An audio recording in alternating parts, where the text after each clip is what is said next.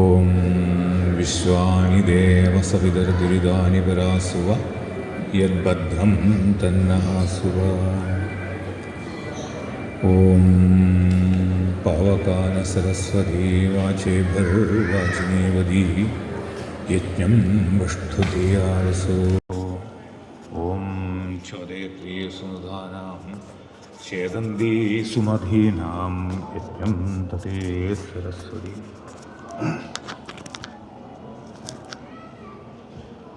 എല്ലാവർക്കും പ്രണാമം.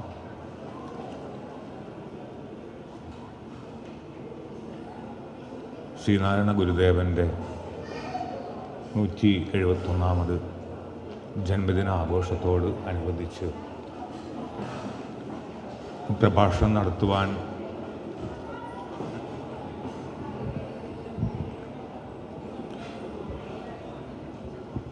ഒരവസരം ലഭിച്ചതിൽ വളരെ സന്തോഷം. അതിൻ്റെ ഭാരവാഹികൾക്ക് ആചാര്യകുലം ദുബായിയുടെ പേരിൽ ഞാൻ ആദ്യമായി തന്നെ കൃതജ്ഞത രേഖപ്പെടുത്തട്ടെ.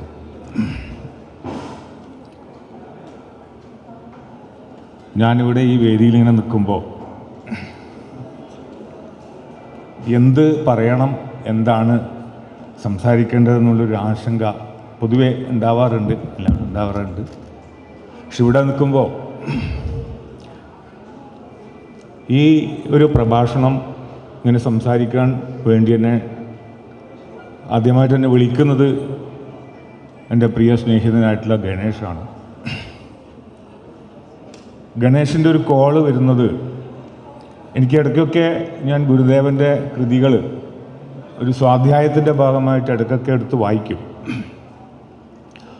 അപ്പോൾ മറ്റു പല കാര്യങ്ങളുണ്ടാകുമ്പോഴും ഇടയ്ക്ക് അതിൽ നിന്നൊക്കെ വിട്ടിട്ട് ഒരു സ്വാസ്ഥ്യം നേടാൻ വേണ്ടിയിട്ട്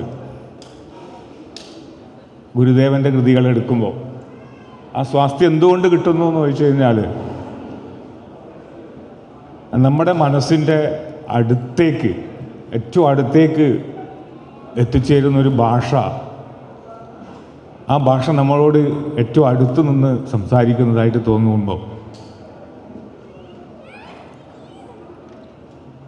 ഈ ഗുരുദേവൻ്റെ കൃതികളെ ഒന്ന് എടുത്ത് പാരായണം ചെയ്യുന്നു. അങ്ങനെ ഒരു കാലത്താണ് ഞാൻ എൻ്റെ സ്വാധ്യായത്തിന് ശേഷം ഗുരുദേവൻ്റെ ഒരു കൃതി അനുകമ്പാദശകം എടുത്ത് ഒന്ന് വായിച്ച് നോക്കുമ്പോഴാണ് ഗണേശൻ്റെ കോള് വരുന്നത്. ഈ തവണത്തെ സേവനത്തിൻ്റെ പരിപാടിയിലേക്ക് അങ്ങനെയാണ് തീരുമാനിച്ചിരിക്കുന്നത് സംസാരിക്കാൻ വേണ്ടിയിട്ട്. അപ്പോൾ എനിക്കത് വല്ലാത്തൊരു അത്ഭുതമോ അല്ലെങ്കിൽ എന്താണെന്ന് പറയാൻ പറ്റാത്തൊരു അവസ്ഥയായിരുന്നു. കാരണം വെച്ചാൽ ഇതിനു മുൻപും ഈ എൻ്റെ ഗുരുനാഥൻ, ഞങ്ങളുടെ പരമ്പര മഹർഷി ദയാനന്ദയിൽ നിന്ന് ആരംഭിച്ച് ഇന്ന് ആചാര്യ ശ്രീ രാജേഷ് അവർകളിലേക്ക് എത്തിയിരിക്കുന്ന ഒരു പാരമ്പര്യത്തിൻ്റെ ഭാഗമായിട്ടാണ് ഞാൻ ദുബായിലേക്ക് എത്തിപ്പെടുന്നത്. ദുബായിൽ ഇതേപോലെ വീടുകളിൽ ക്ലാസ്സുകളൊക്കെ നടത്തിക്കൊണ്ടിരിക്കുമ്പോഴാണ് എനിക്ക് യാദൃച്ഛികമായിട്ടാണ് ഇതേപോലെ ഒരു ദിവസം ദുബായ് കറാമയിലെ SNG ഹാളിൽ വെച്ച് ക്ലാസ് എടുക്കാനൊരു അവസരം കിട്ടും. SNG ഹാൾ എന്ന് പറഞ്ഞു കഴിഞ്ഞാൽ ശ്രീനാരായണ ഗുരുദേവൻ്റെ പേരിൽ എത്രയോ കാലം മുമ്പേ അവിടെ പ്രവർത്തിക്കുന്ന ഒരു സംഘടന അവരുടെ ചുമതലയിൽ നടത്തുന്ന ഒരു ഹാളാണ്. അതും സംഗതി വശാലാണ്.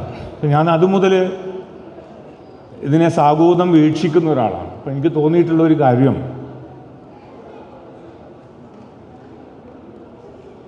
നമ്മുടെ നാട്ടിൽ, കേരളത്തിൽ ആധ്യാത്മികമായ പന്താവിലൂടെ നേരത്തെ ദീപു പറഞ്ഞതുപോലെ അനേകം ഗുരുക്കന്മാരുടെ ഒരു വലിയ പാരമ്പര്യം നമുക്കുണ്ട്. ആ ഗുരുക്കന്മാരുടെ പാരമ്പര്യത്തിലേക്ക് കൂടി ഇങ്ങനെ കടന്നു പോകുന്ന നമ്മുടെ ഈ സംസ്കാരധാര, അതിൽ ദേഹം നഷ്ടപ്പെട്ടു പോയിട്ടുണ്ടെങ്കിലും മൃണ്മയമായ ശരീരം ഉപേക്ഷിച്ചു പോയെങ്കിലും അമൃതമയമായ സാന്നിധ്യം കൊണ്ട്, നിറസാന്നിധ്യം കൊണ്ടാണ് ശ്രീനാരായണ ഗുരുദേവൻ പലപ്പോഴും നമ്മുടെ മുമ്പിൽ ഒരു അദൃശ്യ സാന്നിധ്യമായിട്ട് ഉണ്ട് എന്ന് പലപ്പോഴും തോന്നാറുണ്ട്. ആ അദൃശ്യ സാന്നിധ്യത്തിൽ നിന്നുകൊണ്ട് മാത്രമേ ഒരുപക്ഷെ ഇത്തരത്തിലൊരു വേദിയിൽ സംസാരിക്കുമ്പോൾ ഞാനിങ്ങനെ ആശങ്കയോടെയാണ്. എന്താ വെച്ചാൽ സാഗര സമാനമാണ് ആ അറിവ്. സാഗര സമാനമായ അറിവിനെ എങ്ങനെയാണ് നമുക്ക് അതിൻ്റെ സമീപത്ത് എത്തിക്കുമ്പോൾ തന്നെ ഒരു സാധാരണ ഒരു വേദ വിദ്യാർത്ഥി എന്നുള്ള നിലയിൽ ആ സാഗര സമാനമായ അറിവിൻ്റെ അടുത്തേക്ക് നമ്മൾ എത്തുമ്പോൾ വല്ലാത്ത ആശങ്കയോടുകൂടിയാണ് നമ്മൾ അതിനെ സമീപിക്കുക. അപ്പോൾ ഒരു കരുത്ത് നമുക്ക് വേണം. ആ കരുത്ത് സയേഷ പൂർവേഷാമപി ഗുരു കാലേനാൻ അവച്ഛേദാണ്. കാലം കൊണ്ട് മുറിച്ച് മായ്ക്കാൻ പറ്റാത്ത അഖണ്ഡിതമായ ഒരു പരമഗുരുവുണ്ട്. ആ പരമഗുരുവിൻ്റെ കാൽക്കീഴിൽ നിന്നുകൊണ്ടാണ് നമ്മൾ ഈ വിഷയങ്ങളെ സമീപിക്കേണ്ടത്. ആരാണ് ആ പരമഗുരു എന്ന് പറഞ്ഞു കഴിഞ്ഞാൽ സയേഷ പൂർവേഷാമപി ഗുരു കാലം കൊണ്ട് കാലേനാൻ അവച്ഛേദ, കാലം കൊണ്ട് മുറിച്ചു മായ്ക്കാൻ പറ്റാത്ത പരമഗുരു ഈശ്വരൻ തന്നെയാണ്. ആ ഈശ്വരൻ്റെ സന്നിധിയിൽ നിന്നുകൊണ്ട് ബാക്കി എല്ലാ ഗുരുക്കന്മാരെയും നമുക്ക് ഈശ്വരൻ്റെ സാന്നിധ്യമായിട്ട് കാണാൻ കഴിയുമ്പോഴാണ് നമുക്കൊരു കരുത്ത് കിട്ടുക ഇതിനെ സമീപിക്കാൻ വേണ്ടിയിട്ട്. അങ്ങനെ സമീപിക്കുമ്പോൾ വേദോഖിലോ ധർമ്മം മൂലം ഞാൻ എന്നെപ്പോലുള്ള ഒരാൾ, ഞങ്ങളൊരു പാരമ്പര്യം എന്ന് പറയുന്നത് സനാതനധർമ്മത്തെ സംബന്ധിച്ച് ഒരു കാലത്ത് സവിശേഷമായ ഒരു ചുവടുവെപ്പ് നടത്തിയ മഹർഷി ദയാനന്ദ സരസ്വതിയുടെ ഒരു പാരമ്പര്യത്തിൽ ഊന്നി നിന്നുകൊണ്ടാണ് ഞാൻ ഇതിനെ സമീപിക്കുന്നത്.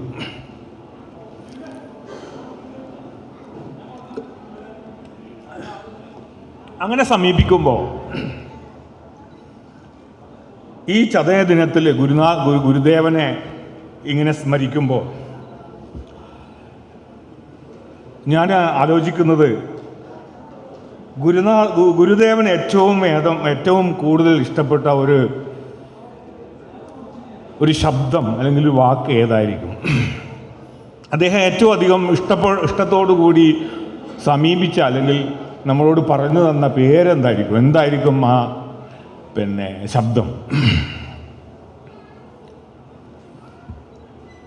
ഞാനിങ്ങനെ തിരഞ്ഞു നോക്കുമ്പോൾ ശ്രീനാരായണ ധർമ്മ പരിപാലന സംഘം എന്നുള്ളൊരു പേര് കണ്ടു. ശ്രീനാരായണ ധർമ്മം ഉണ്ട്, ധർമ്മം എന്നൊരു മാസിക ഉണ്ട്.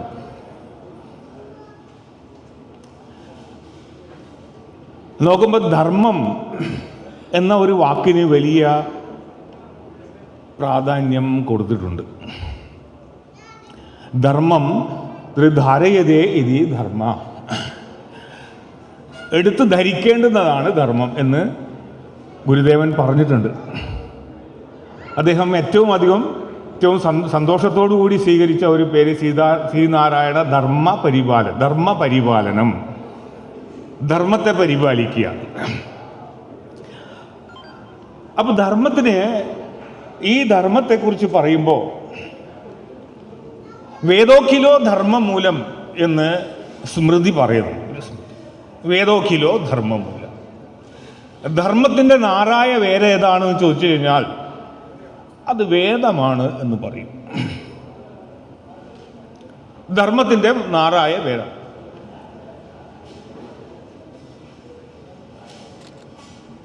വേദോഖിലോ ധർമ്മമൂലം. നോക്കൂ, മനുഷ്യവർഗത്തിൻ്റെ ചരിത്രം എടുത്ത് പഠിച്ചാൽ ഏതെങ്കിലും ഒരു ക്ലാസിൻ്റെയോ വർഗത്തിൻ്റെയോ സെക്റ്റിൻ്റെയോ ഒന്നുമല്ലാത്ത ലോകത്തിൻ്റെ പൈതൃക പട്ടികയിൽ ആദ്യത്തെ ഗ്രന്ഥം ഏതെന്ന് ചോദിച്ചു കഴിഞ്ഞാൽ യാതൊരു സംശയം കൂടാതെ പറയേണ്ടുന്ന പേര് 4 വേദങ്ങളാണ്. അത് ഏതെങ്കിലും ഒരു രാജ്യത്തിൻ്റെയോ ഏതെങ്കിലും ഒരു പ്രത്യേക ഭൂപ്രദേശത്തിൻ്റെയോ അല്ലെങ്കിൽ ഏതെങ്കിലും ഒരു വർഗത്തിൻ്റെയോ വർണ്ണത്തിൻ്റെയോ ഒന്നുമല്ല, മറിച്ച് വേൾഡ് ഹെറിറ്റേജ്, യുനെസ്കോ ഇൻ്റർനാഷണൽ പോലുള്ള വേൾഡ് ഹെറിറ്റേജുകളെ സൂചിപ്പിക്കുന്ന സൂചകങ്ങളിൽ ഏറ്റവും ആദ്യത്തെ ഗ്രന്ഥമായിട്ട് പറയുന്നത് വേദങ്ങളില്ല. ആ വേദങ്ങൾക്കൊരു പേരുണ്ട്, ധർമ്മം. ശ്രുതി അഥവാ ധർമ്മം എന്ന് വേദത്തിന് പറയുന്നു. അതുകൊണ്ട് അഖില ധർമ്മങ്ങളുടെയും നാരായ വേര് ഏതാണെന്ന് ചോദിച്ചു കഴിഞ്ഞാൽ ഈ ലോക പൈതൃക പട്ടികയിൽ ഉൾപ്പെടുത്തുന്ന വേദങ്ങളെയാണ്. വേദങ്ങൾ പറയുന്നത് ഈ ലോകത്തെ അത് നോക്കിക്കാണുന്നത് ഒരു പക്ഷിക്കൂടായിട്ടാണ്. ഭവത്യേക നീഢം, ഇതെല്ലാം ഒരു പക്ഷിക്കൂടാണ്, നമ്മളെല്ലാം ആ കൂടിനകത്താണ്. അതിമനോഹരമായ ഒരു കൺസെപ്റ്റാണ്. അതിനകത്ത് എല്ലാവരെയും ഉൾക്കൊള്ളാൻ കഴിയുന്ന അതിമനോഹരമായ ഒരു പക്ഷിക്കൂടാണ്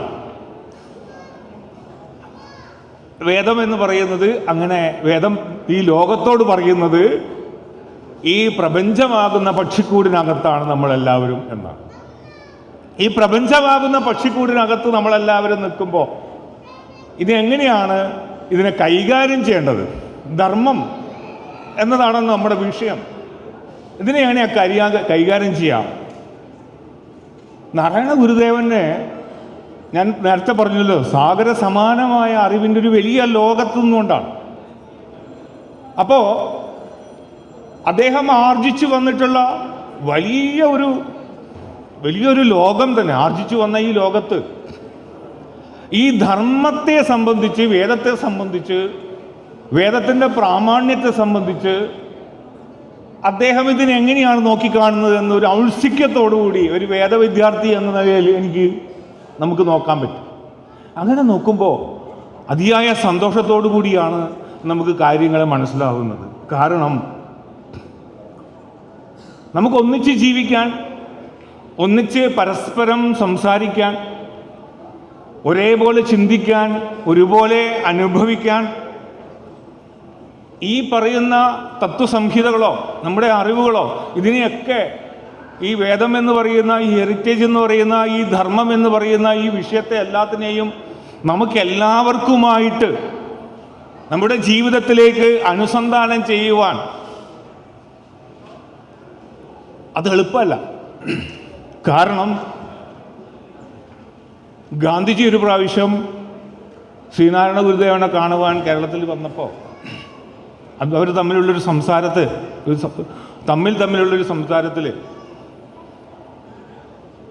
ഈ ആത്മസാഹോദര്യത്തെക്കുറിച്ച് പറയുമ്പോൾ ഗാന്ധിജി ഗുരുദേവനോട് ചോദിക്കുന്നുണ്ട്, ഈ പ്രകൃതി പരസ്പരം വൈരുദ്ധ്യമുള്ള ഒരുപാട് കാരണങ്ങൾ കൂടി ചേർന്നതല്ലേ? ഈ പ്രകൃതിയിൽ വൈവിധ്യങ്ങളില്ലേ? ആ വൈവിധ്യങ്ങളുള്ള പ്രകൃതിയെ എങ്ങനെയാണ് ഒരുപോലെ കാണാൻ കഴിയുക? അപ്പോൾ ഗുരുദേവൻ വളരെ രസകരമായ ഒരു കാര്യം പറയുന്നുണ്ട്. അത് ആകാരത്തിലല്ലേ, സത്തയിൽ എല്ലാം ഒന്നല്ലേ? സത്തയിലെല്ലാം ഒന്നല്ലേ? ഇത്രയേ ഉള്ളൂ. ഒരു സിമ്പിളായിട്ടുള്ള മറുപടിയാണ്. പക്ഷേ സത്തയിലെല്ലാം ഒന്നാണെങ്കിലും ആകാരത്തിൽ ഇത് പ്രതിജന ഭിന്ന വിചിത്രമാണ്. ആ പ്രതിജന ഭിന്ന വിചിത്രമായതിനെ ഒന്നിച്ചു കൊണ്ടുപോകുന്നത് എങ്ങനെ? This A question. നമ്മളെല്ലാവരും നേരിടുന്ന ഏറ്റവും വലിയ ഒരു പ്രശ്നം, ഒരു വിഷയം, ഈ ധർമ്മം എന്ന് പറയുന്ന, ശ്രീനാരായണ ധർമ്മം എന്ന് പറയുന്ന, അല്ലെങ്കിൽ ധനാതന വൈദിക ധർമ്മം എന്ന് പറയുന്ന ഈ വിഷയത്തെ, നമ്മുടെ ജീവിതത്തെ, അനുദിനമായ നമ്മുടെ ജീവിതത്തെ, നമ്മുടെ ഓരോ മുഹൂർത്തങ്ങളിൽ, നമ്മുടെ ജീവിതത്തിലെ ഓരോരോ കോണുകളിൽ, മേഖലകളിൽ ഇതിനെ എങ്ങനെ നമുക്ക് അനുസന്ധാനം ചെയ്യാം? അത് വലിയൊരു വിഷയം. അതുകൊണ്ട് ധർമ്മത്തിൻ്റെ സ്വരൂപത്തെക്കുറിച്ച് സൂക്ഷ്മാതിസൂക്ഷ്മമായിട്ട് ഗുരുദേവൻ പരിചിന്തനം ചെയ്തിട്ടുണ്ട് എന്ന് കാണാൻ പറ്റും. അതിന് പക്ഷേ ഈ ഫിലോസഫിക്കലായ സാധനങ്ങളല്ല അദ്ദേഹം ഉപയോഗിച്ചിട്ടുള്ളത്. വളരെ കൃത്യമായ ഒരു കോഡ് ഓഫ് കോണ്ടക്റ്റ്, ഒരു പ്രവർത്തന സംഹിത അദ്ദേഹം ഈ സമൂഹത്തിലേക്ക് നൽകിയിട്ടുണ്ട്. എപ്പോഴാണെന്നറിയോ? ഈ വിഷയങ്ങളൊക്കെ അവതരിപ്പിച്ചതിന് ശേഷമാണ്. നേരത്തെ ദീപു ഇവിടെ പറഞ്ഞ അനേകം വിഷയങ്ങളുണ്ടല്ലോ, താത്വികവും സൈദ്ധാന്തികവും ആശയപരവുമായ എല്ലാം അവതരിപ്പിച്ചതിനു ശേഷം അദ്ദേഹത്തിൻ്റെ ശിഷ്യന്മാരായിട്ട് ആളുകൾ ചോദിച്ച ചോദ്യത്തിന് ഉത്തരമായിട്ട്, ശരി, ഈ വിഷയങ്ങളെയൊക്കെ ശരിയാണ്, അങ്ങ് പറയുന്നതൊക്കെ ശരി തന്നെ, ഈ താത്വികമായ വിഷയങ്ങളൊക്കെ ശരി തന്നെ. പക്ഷേ ഈ സാധാരണ ഗുരുദേവൻ്റെ ഏറ്റവും വലിയൊരു വെല്ലുവിളി അദ്ദേഹം സംസാരിക്കുന്നത് ഇപ്പോൾ പിന്നെ ചട്ടമ്പി സ്വാമികളെ പോലെയോ അല്ലെങ്കിൽ അയ്യങ്കാളിയെ പോലെയോ അല്ലെങ്കിൽ മറ്റ് ആധ്യാത്മിക നേതാക്കന്മാരെ പോലെയുള്ള ആൾക്കാരോടല്ല, മറിച്ച് ഒരേ സമയം അദ്ദേഹം വലിയ ഗഹനമായൊരു വിഷയത്തെ അതിലളിതമായ വിഷയമായിട്ട് സാധാരണക്കാരായ ആളുകളോട് സംവദിക്കേണ്ട ഒരു ആവശ്യം വരുന്നുണ്ട്. അതുകൊണ്ട് തന്നെ ഒരു പ്രവർത്തന സംഹിത വളരെ കൃത്യമായിട്ട് വേണമെന്നൊരു ആവശ്യം പൊതുമണ്ഡലത്തിലും അദ്ദേഹത്തിൻ്റെ ഉള്ളിലും ഉണ്ട്. അങ്ങനെ ഒരു പ്രവർത്തന സംഹിത അദ്ദേഹം നൽകിയിട്ടുണ്ട്. ആ പ്രവർത്തന സംഹിതയെക്കുറിച്ചാണ്, ധർമ്മം എന്ന വിഷയത്തെ സംബന്ധിച്ചാണ് ഞാൻ നിങ്ങളോട് സംസാരിക്കുന്നത്. ആ പ്രവർത്തന സംഹിതയെ സംബന്ധിച്ച് പറയുമ്പോൾ ഈ ധർമ്മത്തിന് 2 സ്വരൂപങ്ങളുണ്ട്. ആദ്യം പറഞ്ഞ ഈ ധർമ്മം എന്ന് പറയുന്നത് അതിനൊരു ശ്രുതി എന്നും സ്മൃതി എന്നും 2 ഡിവിഷൻസ് ഉണ്ട്. ശ്രുതി എന്ന് പറഞ്ഞാൽ അത് യൂണിവേഴ്സൽ ട്രൂത്താണ്, പാരമാർത്ഥിക സത്യമാണത്. ശ്രുതി, ചന്ദ്രൻ, സൂര്യൻ, ഗ്രഹനക്ഷത്രങ്ങളൊക്കെ പാരമാർത്ഥിക സത്യങ്ങളാണ്. പാരമാർത്ഥിക സത്യങ്ങൾ എപ്പോഴും നിലനിൽക്കുന്നതാണ്, സഭ ഉള്ളതാണ്, ഇനി ആർക്കും മാറ്റാൻ പറ്റില്ല. പക്ഷേ സ്മൃതി അങ്ങനെയല്ല. സ്മൃതി എന്ന് പറയുന്നത് ഈ പാരമാർത്ഥിക സത്യത്തെ നിങ്ങൾക്ക് പ്രായോഗികമായി ജീവിതത്തിലേക്ക് കൊണ്ടു നടക്കാൻ വേണ്ടി ദേശകാലബദ്ധ സംബന്ധമായിട്ട് മാറ്റുമ്പോഴാണ് അത് സ്മൃതിയായിട്ട് തരിക. സ്മൃതി എന്ന് പറയും പ്രാക്ടിക്കൽ അപ്ലിക്കേഷൻസ്. അതായത് ആദ്യം പറഞ്ഞത് പാരമാർത്ഥികമായ സത്യമാണെങ്കിൽ, രണ്ടാമത്തത് ആപേക്ഷികമായ സത്യമാണ്. അപ്പോൾ ഇവിടെ സൂര്യൻ എന്ന് പറയുന്നത്, ഈ എല്ലാ സ്ഥലത്തും സൂര്യൻ എന്ന് പറയുന്നത് പാരമാർത്ഥിക സത്യമാണെങ്കിലും ഈ UAE-യിൽ സൂര്യൻ ഉദിക്കുന്നതും അമേരിക്കയിൽ സൂര്യൻ ഉദിക്കുന്നതും തമ്മിൽ ആപേക്ഷികമായ മാറ്റമുണ്ട്. അതുകൊണ്ട് ആപേക്ഷികമായ ഈ മാറ്റത്തെ കണ്ടുകൊണ്ട് വേണം ഏതു കാര്യത്തിലും ഏത് പാരമാർത്ഥിക സത്യത്തെ നമുക്ക് ഉപയോഗിക്കാൻ. ഇത് വലിയ ഒരു വിഷയമാണ്. കുറച്ചും കൂടി ലളിതമായിട്ട് പറഞ്ഞു കഴിഞ്ഞാൽ, പഞ്ചസാരയുടെ ഗുണം, പഞ്ചസാരയുടെ രുചി മധുരമാണ്. പഞ്ചസാരയുടെ മധുരം, ഈ മധുരം എന്ന് പറയുന്ന രുചിയെ എല്ലാ കാലത്തേക്കും രുചി മധുരം തന്നെയാണ്, അത് മാറ്റമില്ലാത്തതാണ്. അതൊരു പാരമാർത്ഥിക സത്യമാണ്. പഞ്ചസാര എന്ന് കേട്ടാൽ മധുരമാണ്. പക്ഷേ എല്ലാവരും ഷുഗർ രോഗികളായ ഒരു ലോകത്ത് ഈ പാരമാർത്ഥിക സത്യം ചിലവാവില്ല. ചിലവാവോ? ഇല്ല. അപ്പോ എന്ത് ചെയ്യണം? Dilute the sugar. You have to dilute it. Am I right? അല്ലേ? നിങ്ങളത് ഡൈല്യൂട്ട് ചെയ്യണം. ഡൈല്യൂട്ട് ചെയ്യുമ്പോഴാണ് ഫ്രീ ഷുഗർ സാധനം വരുന്നത്. ഷുഗർ ഫ്രീ എന്ന് പറയും. പക്ഷെ സാധനം എന്താണ്? ഇതെന്തിനാണ് ചെയ്യുന്നത്? ഇത് ഒരു ഡയലൂഷനാണ്. സ്മൃതി ഒരു ഡയലൂഷനാണ്, കാലോചിതമായിട്ട്.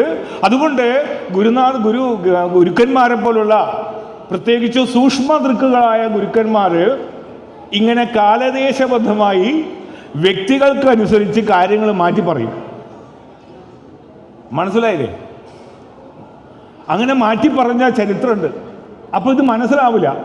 എന്തിനാണ് അങ്ങനെ അതിനെ പിന്നീടേ മനസ്സിലാവുള്ളൂ. അതുകൊണ്ടാണ് നമ്മൾ ചിലപ്പോൾ ഗുരുക്കന്മാരിൽ വൈരുദ്ധ്യം ആരോപിക്കും. ഒരേ സന്ദർഭങ്ങളിൽ 2 വ്യക്തികൾക്ക് 2 വ്യത്യസ്തമായ അഭിപ്രായങ്ങൾ പറഞ്ഞിട്ടുണ്ടാവാം. മനസ്സിലായേ? വ്യവസായാത്മിക ബുദ്ധി. ഒരാളോട് വ്യവസായം തുടങ്ങാൻ പറയാണ്, ആത്മവികാസത്തെക്കുറിച്ച് സംസാരിക്കുന്ന അതേ ഗുരു പറയാണ്, നീ പോയിട്ട് ഒരു വ്യവസായം തുടങ്ങൂ, ഭൗതികമായ വികാസത്തിന് വേണ്ടി വ്യവസായം തുടങ്ങൂ എന്ന് പറയുമ്പോൾ തൊട്ടടുത്തിരിക്കുന്ന ആത്മവികാസത്തിന് വന്നവന് ചിലപ്പോൾ കണ്ണു ഞെളിപ്പോവും. കാരണം അവിടെ സ്മൃതിയാണ് വിഷയം. അപ്പോൾ അങ്ങനെ നോക്കുമ്പോൾ ധർമ്മത്തിൻ്റെ സ്വരൂപത്തെ, ആ ധർമ്മം എന്ന് പറയുന്ന വിഷയത്തെ, അതിൻ്റെ സ്വരൂപത്തെ ഇങ്ങനെ ശ്രുതിയിലും സ്മൃതിയിലും അതിൻ്റെ സൂക്ഷ്മമായ അടയാളപ്പെടുത്തിയ, അതിനെ പുനരാവിഷ്കരിച്ച, അങ്ങനെയാണ് പറയേണ്ടത്. ഞങ്ങളെപ്പോലുള്ള വേദവിദ്യാർത്ഥികൾക്ക് അങ്ങനെ പറയാൻ തോന്നുന്നു. കാരണം അതിനെ പുനരാവിഷ്കരിച്ച പ്രാചീനതമമായ മനുഷ്യൻ്റെ ലോക പൈതൃകത്തിന് ആവിഷ്കൃതമായ ശ്രുതിയെ, ധർമ്മത്തെ, അതിൻ്റെ സ്വരൂപത്തെ കാലദേശബദ്ധമായിട്ട് പുനരാവിഷ്കരിച്ചുകൊണ്ട് ഒരു കോഡ് ഓഫ് കോണ്ടക്റ്റ്, എങ്ങനെ ജീവിക്കണം, എങ്ങനെ ഇതിനെ അനുസന്ധാനം ചെയ്യണം എന്ന് പറയുന്ന രീതിയിലുള്ള ഒരു കോഡ് ഓഫ് കോണ്ടക്റ്റ് നൽകി എന്നുള്ളത് ഗുരുദേവൻ്റെ ഏറ്റവും പ്രധാനപ്പെട്ട, അദ്ദേഹം ഏറ്റവും അധികം അധ്വാനം ചെയ്തത് അതിൻ്റെ മുകളിലാണ്.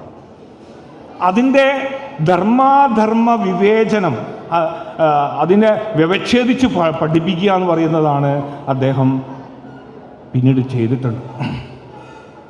അദ്ദേഹത്തിൻ്റെ ഉപദേശം, ധർമ്മത്തെ സംബന്ധിച്ചുള്ള ഉപദേശം, ധർമ്മം തന്നെയാണ് ബോധിക്കേണ്ടത്, ധർമ്മം തന്നെയാണ് ബോധിക്കേണ്ടത്. അനേകായിരം പ്രവൃത്തികൾ നിങ്ങൾ കർമ്മമായി ചെയ്യുമ്പോൾ ധർമ്മത്തെ മുൻനിർത്തിയാണ് ചെയ്യേണ്ടത്. അനുഷ്ഠേയവും ഉപദേശിക്കേണ്ടതും ധർമ്മം തന്നെ. കാരണം ധർമ്മോ ലോകപ്രവർത്തക, ധർമ്മമാണ് ലോകത്തെ മുന്നേറ്റേക്ക് നയിച്ചു കൊണ്ടിരിക്കുന്നത്. അതുകൊണ്ട് ധർമ്മത്തെ മുൻനിർത്തിയിട്ടാണ് എല്ലാ കർമ്മങ്ങളും നടക്കേണ്ടത്. ധർമ്മ ഏവ പരം ദൈവം, ധർമ്മ ഏവ മഹാധനം, ധർമ്മ സർവത്ര വിജയീ ഭവതു ശ്രേയസേ വൃണം. ധർമ്മം തന്നെയാണ് പരമമായ ദൈവം, ധർമ്മം തന്നെയാണ് മഹത്തായ ധനം. ധർമ്മം എല്ലായിടത്തും വിജയിച്ചരുളുന്നു. ധർമ്മം മനുഷ്യന് ശ്രേയസ്സായിത്തീരട്ടെ. ഗുരുവിൻ്റെ അനുഗ്രഹമാണ്. നമ്മുടെ കൂടെ ധർമാനുസാനന്ദം ചെയ്യുന്നവരുടെ കൂടെ അദ്ദേഹത്തിന് ഒരു അനുഗ്രഹവും കൂടിയുണ്ട്. തുടർന്ന് അദ്ദേഹം ശ്രീനാരായണീയ ഭക്തരോട് പ്രത്യേകിച്ച് പറയുന്നുണ്ട്. എന്താ പറയുന്നറിയോ? സാമാന്യമായിട്ട് മനുഷ്യരോടും ഭക്തന്മാരായിട്ടുള്ള ആൾക്കാരോടും പറയുന്നുണ്ട്, പരോപകാര നിരതയർ യുഷ്മാഭിസ് സർവാധാനക ആവശ്യമനുസന്തയോ ധർമ്മസർവാർത്ഥ സാധക. നിങ്ങൾ ധർമ്മത്തെ അനുസന്ധാനം ചെയ്യുമ്പോൾ പരോപകാര നിരതയായിരിക്കണം.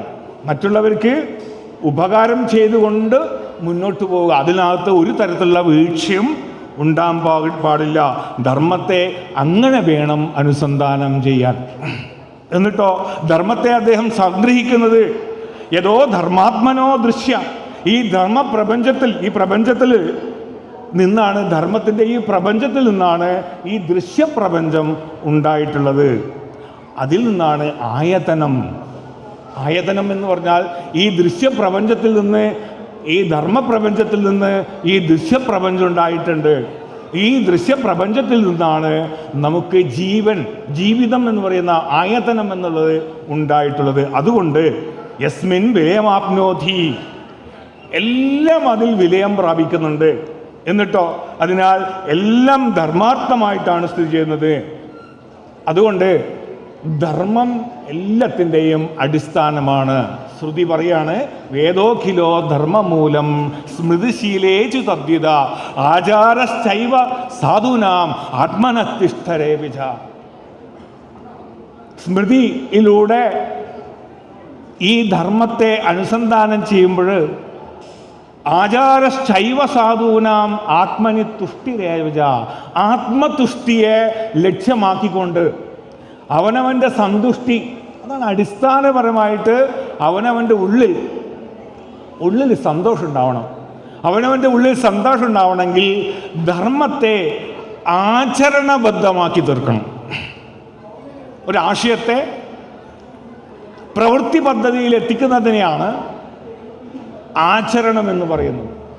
ഏതൊരു ആശയത്തെയും നമുക്ക് വായിച്ചെടുക്കാം, പക്ഷേ അത് പ്രവൃത്തി പദത്തിലേക്ക് എത്തിക്കുന്നതിനെയാണ് നമ്മൾ ആചരണം എന്ന് പറയുന്നത്. അതുകൊണ്ട് വിശേഷ പ്രജ്ഞയുള്ള മനുഷ്യന് ശ്രേഷ്ഠമായ ആചരണങ്ങൾ ആവശ്യമാണ്. മനുഷ്യന് ഏറ്റവും ആവശ്യം വിശേഷ പ്രജ്ഞയുണ്ട്. പക്ഷെ ആ വിശേഷ പ്രജ്ഞ എന്ത് ചെയ്യണം? അത് നിരന്തരമായ ആചരണങ്ങളിലൂടെ ശ്രേഷ്ഠമായിട്ട് മാറ്റി തീർക്കണം. അതുകൊണ്ട് ധർമാധർമ്മ വിവേചനം എന്ന് പറയുന്നത് അദ്ദേഹം അതിൻ്റെ സൂക്ഷ്മമായ തലങ്ങളിലേക്ക് പിന്നെ കടന്ന് വരികയാണ്. അതുകൊണ്ട് അദ്ദേഹം പറയാണ്, ജാതിരേഖം മനുഷ്യാണ്. മനുഷ്യൻ ജാതിയെക്കുറിച്ചൊക്കെ അറിയാം, അതിനെക്കുറിച്ചൊന്നും ഞാൻ കൂടുതൽ പറയേണ്ടതില്ല. ജാതിയെക്കുറിച്ച് അദ്ദേഹം പറഞ്ഞത് എന്തൊക്കെ നമുക്ക് പറയാം. പക്ഷേ നോക്കൂ, അതൊക്കെ പറയുന്നതിൻ്റെ പുറകിൽ ജാതി ഏകമാണ്, ഈശ്വരൻ ഏകമാണ്, ഇതൊക്കെ പറയുമ്പോൾ അതിൻ്റെ പുറകിലുള്ള വിശേഷമായ ധർമ്മസംജ്ഞാനം എന്താണെന്ന് നമ്മൾ പഠിക്കേണ്ടതുണ്ട്. അവിടെയാണ് ഞാൻ നിങ്ങളോട് പറയുന്നത്, ജാതിയെക്കുറിച്ച് പറയുമ്പോൾ എന്തുകൊണ്ടാണ് ഗുരു അങ്ങനെ ജാതിയെക്കുറിച്ച് പറയേണ്ടി വന്നത്? നോക്കൂ, ആ ജാതിയുമായി ബന്ധപ്പെട്ട വിഷയങ്ങൾ ഇപ്പോൾ ഉണ്ടോ എന്ന് ചോദിച്ചാൽ, സൂക്ഷ്മതലത്തിൽ ഗുരു പറയുന്ന ഒരു കാര്യമുണ്ട്. അപകർഷരം കിഞ്ചിത് സമഞ്ജസ സർവകം പുണ്യക്ഷയ വിധായിത്വ താചാരേണ കഥാചന. അപകർഷതാബോധം ഉണ്ടാകുന്ന വിധത്തിലുള്ള വഴികളിലേക്ക് കടന്നു പോകാൻ പാടില്ല ഒരു മനുഷ്യൻ. അതായത് അപകർഷതാബോധം, ഞാൻ കുറഞ്ഞവനാണ്. അപ്പം നമുക്ക് ഉള്ളിൽ തോന്നുകയാണ് ഞാനൊരു കുറവുള്ളവനാണ്. ഈ ബോധത്തിനെയാണ് നമ്മൾ ജാതി എന്ന് വിളിച്ചത്. താഴ്ന്നവൻ, താഴ്ത്തപ്പെട്ടവൻ എന്നൊക്കെ പറയുന്നൊരു സാധനം ഉണ്ടല്ലോ. നമ്മുടെ ഉള്ളിലുണ്ടാകുന്ന ഒരു അപകർഷതാ ബോധത്തെയാണ്. ഈ അപകർഷതാ ബോധത്തെ എങ്ങനെയാണ് മാറ്റിത്തീർക്കുക? ഈ അപകർഷതാ ബോധത്തെ മാറ്റിത്തീർക്കണമെങ്കിൽ അതുള്ളവനെ ഓൾട്ടർനേറ്റീവ് കൊടുക്കണം, ശ്രേഷ്ഠതയിലേക്ക് നയിക്കണം. ശിഷ്യന്മാർ പറയാണ്, ഞങ്ങൾക്ക് ധർമ്മത്തിൻ്റെ വഴിയിലേക്ക്, ധർമ്മം, ശ്രുതി, വേദം, ശ്രുതി, പുരാണം തുടങ്ങിയ കാര്യങ്ങളിലേക്കൊന്നും കടക്കാനുള്ള സാധ്യതയില്ല ഇവിടെ. അതുകൊണ്ട് തന്നെ ആ സാധ്യത ഇല്ലാത്തത് കൊണ്ട് ഈ ആളുകൾ എന്ത് ചെയ്യുന്നുണ്ട്? അപകർഷതാബോധത്തിൽ അടിപ്പെട്ട് മറ്റ് പല വഴികളിലേക്കും അവർ യാത്ര ചെയ്യാണ്. കിം കരണീയം, ഇതിനെന്താ ചെയ്യുക ഭഗവാനെ? ഇവിടെയാണ് ഗുരു ഒരു പ്രവർത്തന സംഹിത നൽകുന്നത്, ഒരു കോഡ് ഓഫ് കോണ്ടക്ട്. ഞാൻ ഇത്രയും കാലം ചെയ്തു വെച്ചത് ഒരു ധർമ്മത്തിൻ്റെ ഒരു സ്വരൂപം മാത്രമാണ്, ഒരു ഫിലോസഫിക്കൽ ഔട്ട്ലെറ്റ് മാത്രമേ ഉണ്ടാക്കിയിട്ടുള്ളൂ. അതിന് ഒരു പ്രവർത്തന സംഹിതയും കൂടി ആവശ്യമാണ്. ആ പ്രവർത്തന സംഹിതയാണ് ഗുരു വളരെ കൃത്യമായിട്ട് ശിഷ്യന്മാർക്ക് പറഞ്ഞു കൊടുത്ത് ചെയ്യിച്ച ഒരു സാധനം, ഒരു കോഡ് ഓഫ് കോണ്ടക്ട്. ധർമ്മം എങ്ങനെ നിങ്ങൾ ആചരണത്തിലേക്ക് കൊണ്ടുവരണം? ധർമ്മം സഞ്ചിന്വയാത് വൽമീകമിക ബുദ്ധിവ. ധർമ്മം സഞ്ചിന്വയാത് വൽമീകമിവ ബുദ്ധിക. ധർമ്മത്തെ എങ്ങനെയാണ് നിങ്ങൾ ആചരിക്കേണ്ടത്? നിങ്ങൾ നോക്കൂ, ചിതൽ, അതിൻ്റെ പുറ്റ്, മണ്ണ്, തരിതരിയായ മണ്ണ് പതുക്കെ പതുക്കെ കൊണ്ടുവന്നിട്ട് ചിതൽ പുറ്റുണ്ടാക്കുന്നത് കണ്ടിട്ടില്ലേ? അതുപോലെ ധർമ്മത്തിലേക്ക് പതിയെ പതിയെ സഞ്ചരിക്കേണ്ടതുണ്ട്. കാരണം എളുപ്പത്തിൽ അങ്ങനെ കടക്കാൻ പറ്റില്ല. കാരണം നമ്മൾ ഇതുവരെ ആ വഴിയിലേക്ക് വന്നിട്ടില്ല.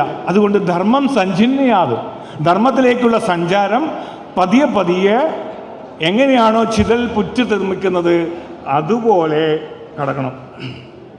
അത് സാവധാനത്തിൽ ശ്രദ്ധയോടുകൂടി ചെയ്യേണ്ടതാണ്. അപ്പോൾ അങ്ങനെയാണ് ഗുരു ഓരോ വിഷയത്തെ സമീപിക്കുന്നത് എന്ന് പറയാനാണ് ഞാൻ ഈ ഉദാഹരണം എടുത്ത് കാണിച്ചത്. അപ്പോൾ അതിൽ ജാതിയെക്കുറിച്ചുള്ള അദ്ദേഹത്തിൻ്റെ കാഴ്ചപ്പാട് നമ്മുടെ മുമ്പിൽ അവതരിപ്പിച്ചു. അപകർഷതാ ബോധത്തെ എങ്ങനെ മാറ്റി തീർക്കാൻ, ഈ ശ്രേഷ്ഠമായ ഒരു അവസ്ഥയിലേക്ക് ഒരാളെ കൊണ്ടുവരിക എന്നുള്ളതാണ് ഉദ്ദേശിക്കുന്നത്. ശ്രേഷ്ഠതയെ ഇല്ലാതാക്കുകയല്ല, നിങ്ങളുടെ ഉയർത്തലാണ്. ഗുരു ഉയർത്തുകയാണ്, ഒരാളെ ഉയർത്തുകയാണ് ചെയ്തത്. വേറൊരാൾ താഴ്ത്താം. നിങ്ങളെ താഴ്ന്നു എന്ന് വിചാരിക്കുന്ന ആളുടെ കൂടെ പോയിട്ട് അവരെ ഉയർത്തി കൊണ്ടുവരിക എന്ന് പറയുന്നത് മഹാഗുരുക്കന്മാർ ചെയ്യുന്ന കാര്യമാണ്. അപ്പോൾ അങ്ങനെയുള്ള ആ ഗുരു, അദ്ദേഹം ഈശ്വരനെ കുറിച്ച്, അപ്പോൾ പിന്നെ ഈ പറയുന്ന പ്രവൃത്തി പദത്തിലേക്ക്, ശ്രുതി സ്മൃതിയിലേക്ക് കടക്കുമ്പോൾ ഈ ആകാരത്തിൽ വൈരുദ്ധ്യങ്ങളുള്ള ഈ ആകാരത്തെ എല്ലാം ഒരു സ്വത്തയായി കാണണമെന്ന് പറയുമ്പോൾ ഈശ്വര സങ്കല്പത്തെക്കുറിച്ചും അത്ര തന്നെ പറയേണ്ടിയിരിക്കുന്നു. അതുകൊണ്ട് എല്ലാം ഈശ്വരൻ ഒന്നേ ഉള്ളൂ, ഈശ്വരൻ ഒന്നേ ഉള്ളൂ എന്ന് ആവർത്തിച്ച് അദ്ദേഹം ഈ കോഡ് ഓഫ് കണ്ടക്റ്റിൽ എടുത്ത് പറയുന്നുണ്ട്. എന്തിനാണ് അങ്ങനെ പറഞ്ഞത്? അത് പറയാൻ കാരണം, അങ്ങനെ പറഞ്ഞില്ല എങ്കിൽ ഈശ്വരൻ ഒന്നേ ഉള്ളൂ, ബാക്കിയെല്ലാം ആ ഈശ്വരൻ്റെ വിഭൂതികളായ തത്വങ്ങൾ, അത് വിനായകാഷ്ടമാവട്ടെ ഭദ്രകാളിയാവട്ടെ, അങ്ങനെ ഏതൊരു സ്തോത്രഗതികൾ എടുത്തു വയ്ക്കാനും ദേവതകളെ അനേകം ദേവതകളെ കുറിച്ച് പറഞ്ഞു വെച്ചിട്ടുണ്ട്. പക്ഷേ അവിടെയെല്ലാം ഭാസിക്കുന്നത്, നിഴലിക്കുന്നത് ഒറ്റ ഒന്നേ ഉള്ളൂ. സഹ ഏക ഏവ ഏക ഏവ ഏകവ. ഋഗ്വേദം പറയാണ് ഈശ്വരൻ ഒന്നേ ഉള്ളൂ. ഈശ്വരൻ ന ദ്വിതീയോ ന തൃതീയോ ന ചതുർത്ഥോ ന പഞ്ചമോ ന ഷഷ്ടോ ന അഷ്ടമോ ന നവമോ സഹേക ഏവ ഏക ഏവ ഏകവ. ഋഗ്വേദത്തിലെ ഒരു മന്ത്രം. വേദത്തിൻ്റെ പ്രാമാണ്യത്തോടുകൂടി തന്നെ ഭഗവാൻ ശ്രീനാരായണ ഗുരുദേവൻ ഈ ഏകത്വം വളരെ കൃത്യമായിട്ട് ഈ കോഡ് ഓഫ് കണ്ടക്റ്റിൽ പറയുണ്ടായിട്ടുണ്ട്. മതത്തിൻ്റെ ഏകതയെക്കുറിച്ചും അദ്ദേഹം നിരൂപണം ചെയ്തത് നമുക്കറിയാം. അങ്ങനെ നോക്കുമ്പോൾ ധർമ്മത്തിൻ്റെ ഈ വിനിയോഗത്തെക്കുറിച്ച് പറഞ്ഞപ്പോൾ ഞാൻ പറഞ്ഞു, ആ ധർമ്മത്തിൻ്റെ വിനിയോഗം ഈ പ്രാക്ടിക്കൽ ആപ്ലിക്കേഷൻ എന്ന് പറയുന്ന സ്മൃതിയിലേക്ക് കടക്കുമ്പോൾ എങ്ങനെയാണ് ഇത് ചെയ്യേണ്ടത്? ഈ കോഡ് ഓഫ് കണ്ടക്ട്, ഒരു പ്രവർത്തന സംഹിത നമ്മുടെ ജീവിതത്തിലേക്ക് എങ്ങനെയാണ് അനുസന്ധാനം ചെയ്യേണ്ടത്? അദ്ദേഹം സനാതനധർമ്മത്തിൻ്റെ ഒരു വിഷയത്തെ എടുത്ത് അതേപോലെ ഉദ്ധരിച്ചിട്ടില്ല, അതേപോലെ പറഞ്ഞിട്ടില്ല. പക്ഷേ ഗുരു പറയുന്നത് അഹിംസ സത്യമസ്തേയം തദൈവ വ്യഭിചാരിത മതസ്യ വർജനം ജൈവം മദ്യസ്യ വർജനം ജൈവം പഞ്ചധർമാസമാസത. ധർമ്മത്തിൻ്റെ 5 ലക്ഷണങ്ങളെക്കുറിച്ച് വളരെ ഗംഭീരമായൊരു പ്രയോഗം ഗുരു നടത്തിയിട്ടുണ്ട്. നമ്മുടെ ദർശനങ്ങളിൽ ഒരാളുടെ ജീവിതത്തിൽ ധർമ്മത്തെ അനുസന്ധാനം ചെയ്യാൻ വേണ്ട 10 കാര്യങ്ങളെക്കുറിച്ച് പറയുന്നു. അതിന് യമനിയമങ്ങൾ എന്ന് പറയും. അഹിംസ സത്യമസ്തേയം ബ്രഹ്മചര്യം അപരിഗ്രഹം